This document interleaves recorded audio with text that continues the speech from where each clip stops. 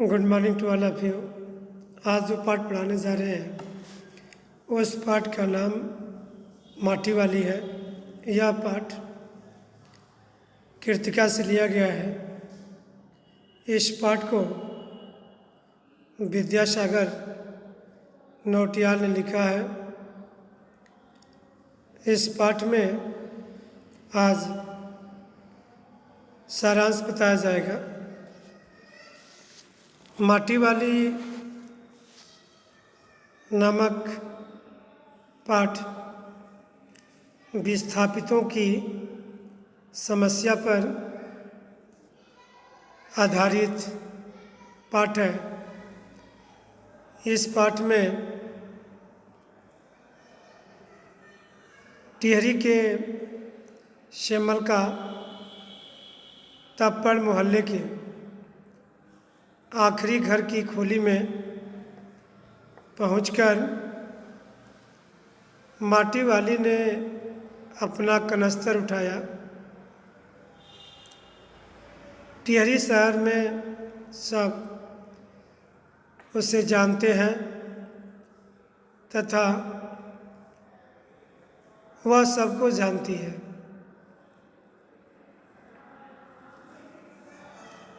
वह सबको लिपने वाली लाल मिट्टी पहुंचाती है। उसी के कारण लोगों के चूल्हे जलते हैं। उसके बिना लोगों को लिपाई की समस्या पैदा हो सकती है। लाल मिट्टी पहुंचाने वाली वही अकेली औरत है। शहर में कहीं माटा खान है नहीं। नदियों के तटों पर रेतीली मिट्टी है जिससे लिपाई संभव नहीं है। इसलिए नए नए किराएदार भी उसकी मिट्टी देकर उसके ग्राहक बन जाते हैं। वह हरिजन परिवार की नाटेकट की एक बुढ़िया है।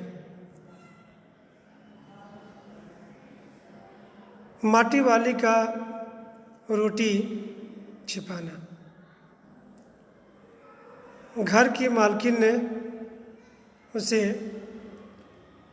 कच्चे आंगन में मिट्टी उड़ेलने के लिए कहा। माटी वाली ने अपना कनस्तर एक कोने में उड़ेल दिया। मालकिन ने उसे खाने के लिए 2 रोटियां दी और उसके लिए चाय लाने रसोई में चली गई। पीछे से माटी वाली ने इधर उधर देखा और एक रोटी को सिर पर रखे कपड़े में लपेट लिया। मालकिन के आने पर वह यूँ मुँह चलाने लगी मानो रोटी खा रही हो। उसने सोचा कि वह एक रोटी अपने बुढ़े को दे देगी। मालकिन ने उसे चाय देकर कहा कि वह चाय के साथ रोटी निगल ले। आज साग नहीं है। माटी वाली बोली, चाय भी बहुत अच्छा साग है। मालकिन ने कहा, भूख अपने में एक साग होती है। भूख मीठी की भोजन मीठा। अपनी धरती से मुँह। माटी वाली ने पीतल के गिलास में चाय पीते हुए कहा कि तुमने पीतल के गिलास बहुत संभाल कर रखे हुए हैं।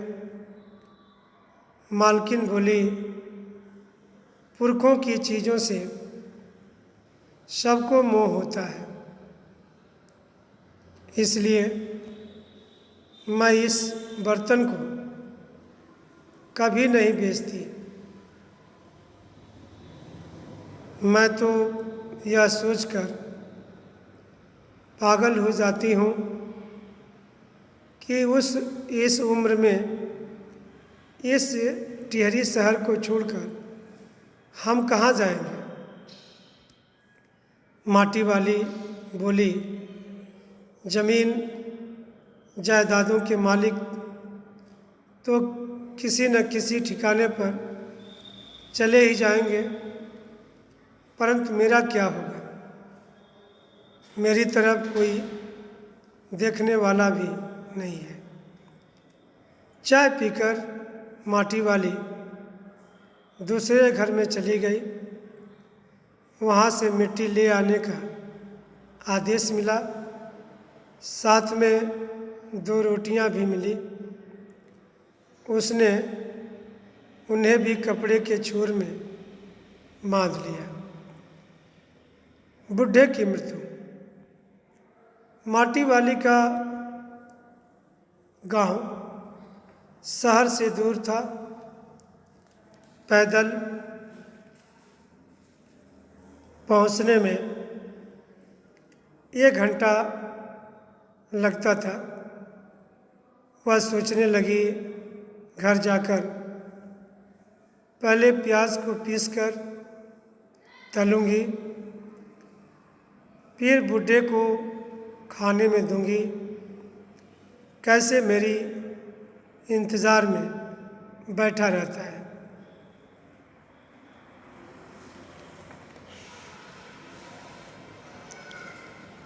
रोज़ की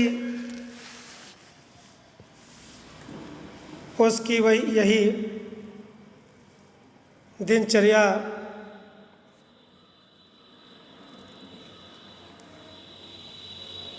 थी। वह मिट्टी खोदने,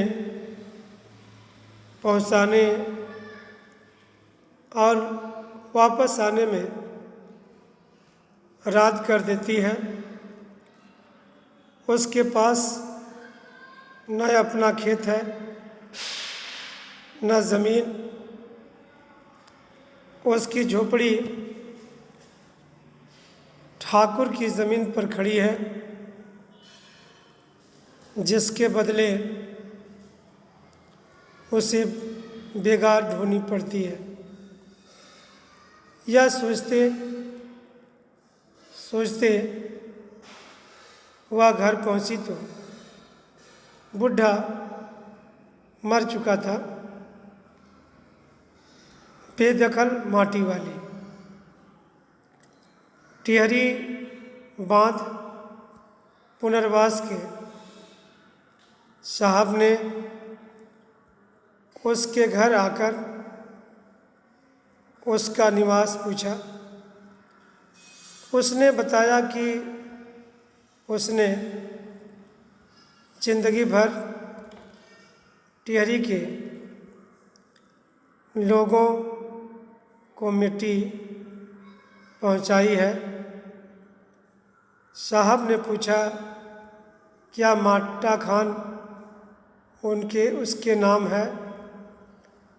बुढ़िया ने बताया, माटा खान मेरी रोज़ी है, वह मेरे नाम नहीं है। अफसर बोला, हमें ज़मीन का कागज़ चाहिए, रोज़ी का नहीं। बुढ़िया ने पूछा, बांध बनाने के बाद मैं क्या खाऊंगी।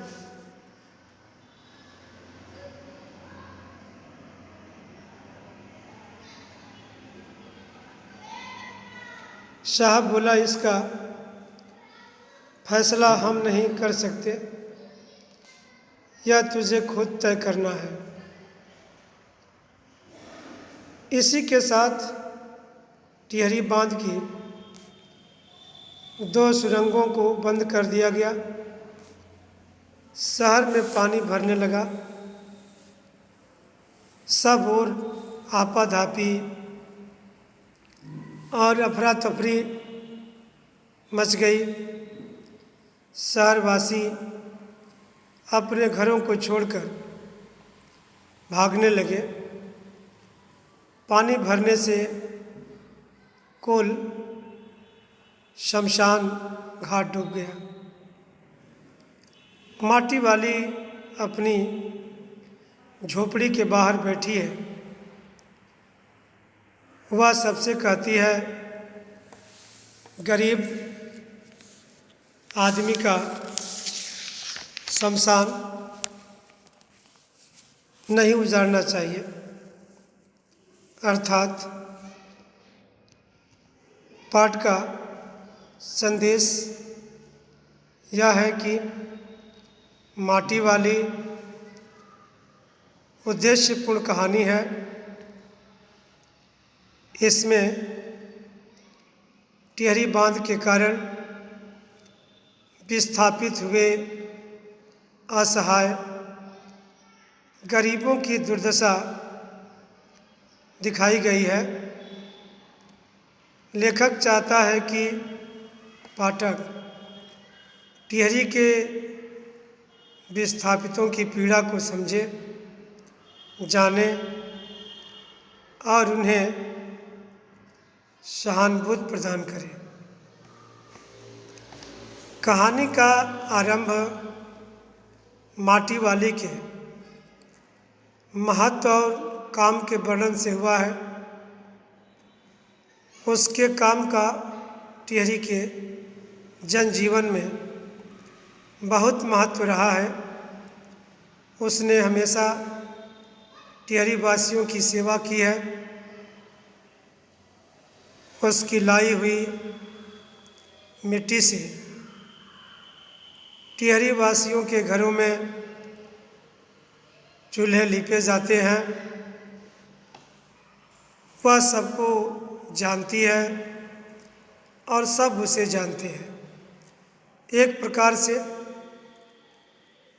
उसके जीवन का आधार वही माटा खान और टिहरी वासी है। इन्हीं के सहारे उसका जीवन चला है। लेखक ने प्रश्न उठाया है कि अब जबकि टिहरी बांध के कारण उसे अपना ठिकाना छोड़ना पड़ेगा, वह कहाँ जाएगी, क्या खाएगी, कैसे रहेगी, माटा खान कहाँ से लाएगी, अपना गुजारा कैसे करेगी। उसे जान पहचान के कारण मिलने वाली रोटियां कैसे मिलेगी, वह अपने बूढ़े का पेट कैसे पालेगी। ये अनुत्तरित प्रश्न है। सरकारी अधिकारी जिन कागजातों के आधार पर उसे बसाएंगे, उस अनपढ़ के पास उसका अभाव है। वह कहाँ की मूल निवासी है, उसका माटा खान से सहज प्राकृतिक और जन्मजात संबंध है, कागज पत्री का नहीं। अतः अब उसका क्या होगा, यही प्रश्न उठाना और पाठकों को उनके पक्ष में तैयार करना ही इस कहानी का उद्देश्य है। जबकि इस कहानी में माटी वाली ही मुख्य पात्र है। वह टिहरी शहर से 3 या 4 किलोमीटर दूर निर्जन स्थान पर अपने बूढ़े पति के साथ में रहती है। उसका पति बूढ़ा है, असहाय है, तो उस बूढ़े पति की परवरिश उस माटी वाली के द्वारा ही होता है। इस पाठ का मूल सारांश यही है